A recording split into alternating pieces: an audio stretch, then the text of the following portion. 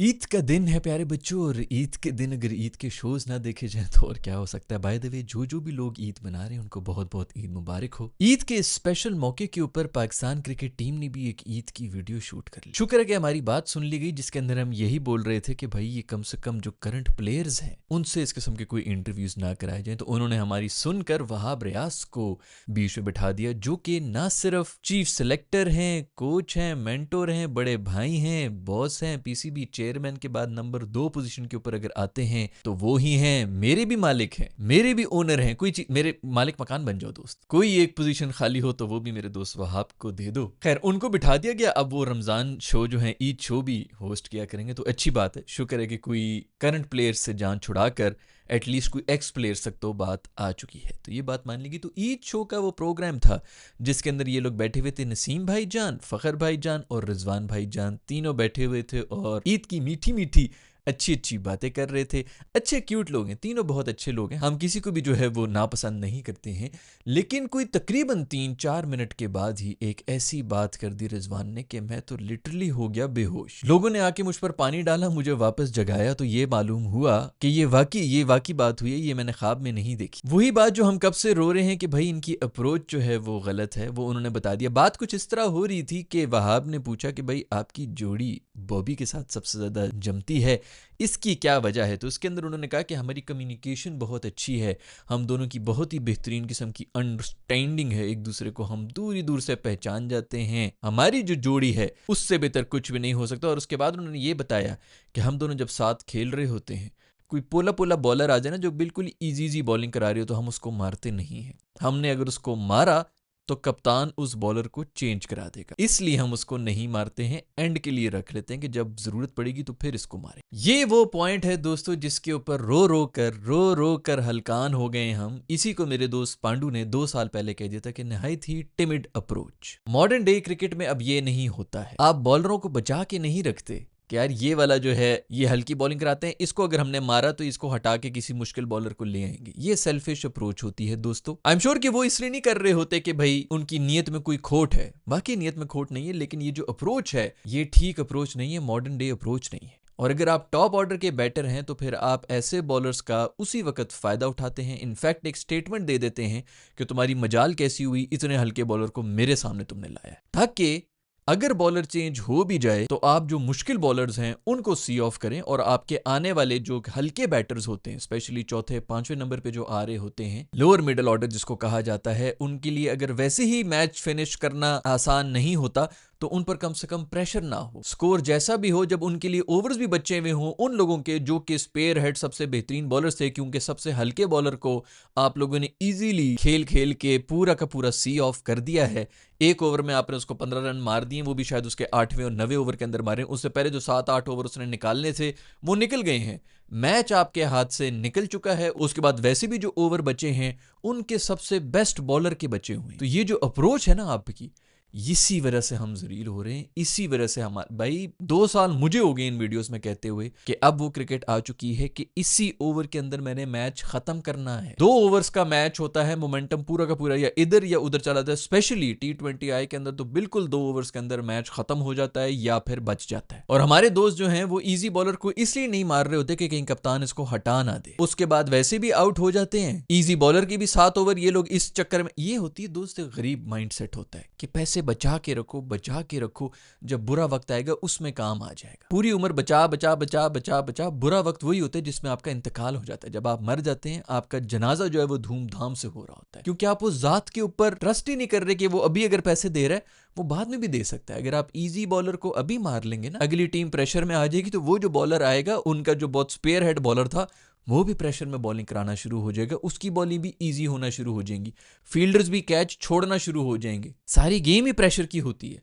हमारे बैटर्स अब प्रेशर डाल नहीं सकते। बाबर और रिजवान का सबसे बड़ा प्रॉब्लम यही है कि दोनों जब साथ खेल रहे होते हैं तो ये प्रेशर नहीं डाल रहे होते दूसरी टीम के ऊपर। ये वीडियो को इनको ये दिखा दे, एक मौदबाना गुजारिश है, आप लोगों के अंदर स्किल भी है, आप लोग वाकई जो हमारे बाकी इस वक्त जितने भी नमूने बैटर्स बैठे हैं, मैं पिछली वीडियो के अंदर भी यही बात कर रहा था, उनसे बेहतर ही है ये बैटर्स, इसमें कोई शक नहीं है। सिर्फ इनका जो माइंडसेट है, सिर्फ इनकी जो अप्रोच है, वो अब आजकल के क्रिकेट में चल नहीं सकती। आपने प्रेशर एग्जर्ट करना होता है, थोड़ा ओवर जाना पड़ता है, इसलिए इन दोनों का इतना बड़ा प्रॉब्लम बन रहा होता है। और स्पेशली ये चीज एक्सपोज हो जाती है T20I मैचेस के अंदर। ओडीआई के अंदर फिर भी बच जाता है जब आपने 270-280 रन बनाने होते हैं। खैर हमसे तो 350 रन बनाने थे, तो आप देख सकते हैं कि 270-80 के ऊपर ही हम ऑल आउट हुए। ये सारा मसला जा रहा है जो कि हमारी अप्रोच के ऊपर है, जो इनको लग रहा होता है कि बड़ी अक्लमंदाना और बड़ी चालाकी के साथ उस कप्तान के साथ खेल रहे हैं। उस कप्तान ने रेलू कट्टे बॉलर से 7 ओवर निकाल दिए, उसका काम हो चुका है। उनके पास वैसे ही 5 प्रीमियम बॉलर्स बैठे हुए होते हैं जो कि फुल टाइम बॉलर्स होते हैं। कोई एक थोड़ी कमजोर जो चल रही होती बीच में कड़ी, उसको आप लोग इस तरह सी ऑफ कर लेते हैं। जहां उसको 110 रन पड़ने चाहिए थे 10 ओवर के अंदर, आप लोग उसके अंदर 60 से 70 रन मार के खुश रहते हैं कि देखो हमने इसको फिर भी कूट दिया है।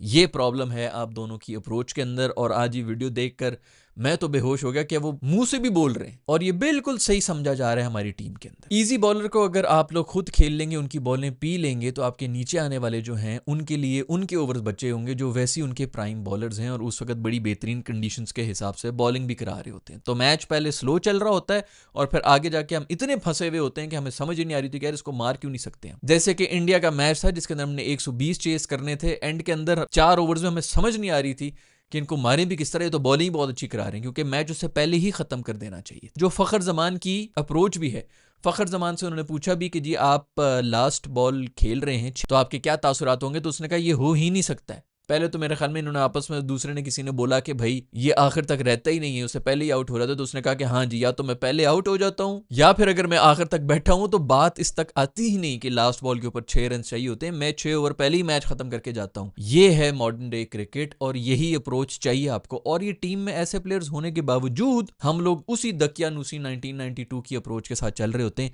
कि बचाओ बचाओ ओवर बचाओ, एंड में आके मार लेंगे, एंड में आके टुल्ले भी मार लेंगे, कहीं से भी लग जाएंगे, एज के भी चौके हो जाएंगे। अब वो क्रिकेट नहीं चल रही। फिर यही रोल अगर एक बंदा कर रहा हो ना तो बात समझ में आ जाती है कि चलो ये वाला बंदा जो है ये एंकर कर रहा है, बाकी इस क्रिकेट जो है वो खेल रहे हैं। जब आप दोनों कर रहे होते हैं तो हालात बिल्कुल खराब हो जाते हैं और मैच आपके हाथ से निकल जाता है। दोस्तों ये सारा मसला है जो मेरा ख्याल में इनको लान तान और गालियां देने की बजाय अगर हम सिंपल ठंडे दिमाग के साथ बात करके उनको बता दें कि आपकी अप्रोच जो है गेम को लेकर वो गलत है। माइंडसेट अगर किसी से सीखना है, आई एम प्रीटी श्योर फखर का ये मजाक ही उड़ाते होंगे कि यार ये बिल्कुल जो है ना पठान दिमाग है और ये पागल हो जाता है एंड ऑल दैट। अब वो ही चलता है। बड़ा बैटर बड़े बॉलर को मार के बड़ा बनता है। आप लोग हल्के बॉलर को सी ऑफ कर रहे हैं और इसलिए कि कहीं इसको हटा के किसी बड़े बॉलर को ना लगा दिया जाए। इस अप्रोच से आप कभी भी बड़े बैटर नहीं बन सकते। नसीम भाई कह रहे थे कि जब मैच हम हारते हैं तो हमें ज्यादा बुरा लगता है लोगों से। सबको ही बुरा लग रहा है भाई, इसके ऊपर कोई एक्शन नहीं हो रहा। बस आपके बुरा लगने ना लगने से हमें कोई फर्क नहीं पड़ता है भाई। आपको बुरा तो लगता है लेकिन उससे पैसे भी मिलते हैं। जो मुफ्त में अपना टाइम देके आपको देख रहे होते हैं ना, उनको डबल बुरा लग रहा होता है। दोस्त मैं एक जॉब किया करता था जिसके अंदर मुझे काम करते हुए बिल्कुल भी अच्छा नहीं लगता था, लेकिन महीने के एंड के अंदर जब मुझे चेक मिलता था ना सैलरी का और उसके अंदर जो फिगर लिखा होता था, मेरा सब गम निकल जाता था। दोस्तों हम बहुत से लोग ऐसी नौकरी के ऊपर पड़े में जो उनका पैशन नहीं है, जिसको वो एंजॉय नहीं कर रहे हैं, बॉस की भी बक बक सुन रहे हैं। बहुत सी ऐसी सिचुएशन के अंदर इंसान होता है, ऐसे बिजनेसेस आप कर रहे हैं जिसमें आपको इंटरेस्ट नहीं लग रहा है, लेकिन उसके बाद जो रिवॉर्ड मिलता है ना, जब पैसा आ जाता है तो इंसान कॉम्प्रोमाइज कर लेता है। जिस बंदे ने मुफ्त में पूरा दिन जाया करके बल्कि अपने काम को छोड़कर उन्होंने आपको टाइम दिया हो, मैच देखा हो, उनको ज्यादा बुरा लगता है। आपको भी बुरा लगता होगा लेकिन आपको पैसे मिल जाते हैं। रिजवान भाई कहते हैं कि भाई मुझे सबसे ज्यादा मुश्किल बॉलर जो है वो बुमराह लगता है, इसीलिए आपने मेरे ख्याल में उस मैच के अंदर बाकी सबको छोड़ के बुमराह को ही बाहर निकल के मारने की कोशिश की थी। 120 रन जब हम बना रहे थे उसके अंदर भी खैर 71 रन के बाद आके ही आउट हुआ। पीछे हमारी पूरी टीम से 50 रन नहीं हुए थे, लेकिन आपने भी बुमराह को ही चार्ज करने की कोशिश की कि मैं इसका डर मैं अपने दिल से निकाल दूं। ईजी बॉलर्स को ये सी ऑफ कर लेते हैं और मुश्किल बॉलर्स के ऊपर जो है इनको गुस्सा भी चढ़ जाता है। खैर और भी बहुत सी बातें हुई भाई, कौन फेवरेट कीपर है, कौन फेवरेट बॉलर है, ये वो सब चीजें जो है अपलोड होगी, जाके एंजॉय करो यार, तालियां बजाओ, एडिट्स बनाओ। लोग बुरे नहीं है भाई, लोग कोई भी बुरे नहीं होते, आपका सिर्फ माइंडसेट जो है ना वो बदलने की देर होती है। मेरे ख्याल में इस वक्त अगर किसी बंदे का माइंडसेट है इस टीम के अंदर तो वो है फखर जमान। इसके अलावा शान मसूद की भी मैंने आप लोगों को बहुत पहले एक बात की थी, जब वेस्ट इंडीज वाला टेस्ट मैच था और हम पूरी तरह से जीत चुके थे, आए थे हमने, मेरे ख्याल में 25-30 रन 50 रन का उन्होंने टारगेट दिया था हमने बनाने थे, तो उसने आकर 4 लगातार चौके चौके मारे थे, मैच खत्म किया था सिर्फ एक स्टेटमेंट देने के लिए। कोई फर्क नहीं पड़ता 14 15 20 रन जो है वो सिंगल लेके बना रहा हो या चौके मार मार के बना रहा हो, स्टेटमेंट जानी चाहिए। ये स्टेटमेंट जो है ना, ये जो ये अप्रोच होती है, ये ऐसे लोग हमें चाहिए टीम के। शायद उनमें स्किल ना हो, फखर में भी कोई ऐसी कोई स्किल नहीं है, वो आजकल बहुत ज्यादा हीरो बने में 2-4 परफॉर्मेंसेज हैं, उसके अलावा जो है उन्होंने भी अक्सर जो है आउट ही होना होता है और निकलना ही होता है, अजीब किस्म के शेकी भी चल रहे होते हैं, लेकिन कम से कम माइंडसेट तो वो है ना।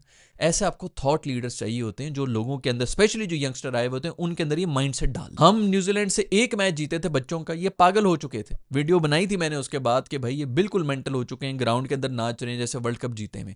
एक मैच ये लोग जीते थे और उसके बाद फिर जलील होते हुए गए, 4-1 से हम वो सीरीज हारे। वीडियो उठा के देख लो, मैं उसके अंदर ही बोल रहा था 2 साल पहले अफगानिस्तान से जिस तरह मर मर के जीते थे, उसके बाद जो सेलिब्रेशन कर रहे थे, तब से मैं यही बात कर रहा हूं कि ये जो है ना, ये पूरा का पूरा आपका सबकॉन्शियस माइंड में ये चीजें आ जाती है, आपको पता भी नहीं चलता आपका स्टैंडर्ड कितना लो हो जाता है। तो स्टैंडर्ड हाई करने वाले ना थॉट लीडर्स आपको चाहिए। खैर, ये था भाई इनका इंटरव्यू, जिसके बारे में मैंने कहा आप लोगों से बात कर लूं। जो सबसे बड़ा मसला है उनको भी पता है और अब वो वोकल भी हुए में, लेकिन फिर भी इनको कोई बताने वाला नहीं है कि बेटा इस अप्रोच के साथ अब आपने क्रिकेट नहीं खेलनी। उस्मान खान के बारे में खबरें आ रही हैं, पाकिस्तान का जो सेकंड मैच है उसके लिए वो अनफिट हो चुके हैं, एक ही मैच के लिए आए थे। एक तो मुझे ये समझ नहीं आता कि ऐसी कौन सी 500 रन की इनिंग्स खेल लेते हैं कि उसके बाद ये अनफिट भी हो जाते हैं। इमाम भी अनफिट, साइम भी अनफिट, फ़खर भी अनफिट। अब पता नहीं फ़खर ई शो कर रहा है, मोस्ट प्रॉब्ली वो फिट हो गए होंगे, आई डोंट नो कि इमाम फिट हुआ है कि नहीं हुआ। हम तो बस फिटनेस और अनफिट इसी चक्कर में ही फंसे हुए हैं, और ऐसी कोई फिटनेस नजर भी नहीं आती ना। बंदा कहे कि चलो यार बड़े कोई ऐप शैप्स निकले में तो फिर वाकई अनफॉर्चुनेट होगा। पता भी चल रहा होता है कि बिल्कुल अंदर से खोखले हैं, वही जो जेनेटिक्स हैं जो उम्र की वजह से अभी जो इनके ऊपर नहीं चढ़ रही चर्बी, तो नहीं चढ़ रही, जैसी थोड़ी उम्र होगी तो उनके पेट बाहर निकलना शुरू हो जाएंगे, क्योंकि और कोई इनकी रूटीन शूटीन है नहीं। तो खैर वो भी इंजर होकर निकल गए हैं, पता नहीं और कितनी इंजरियां होनी, या तो परफॉर्मेंसेज ऐसी हो रही हो हमारी टीम की कि बंदा कहे चलो यार बहुत मेहनत करते हैं,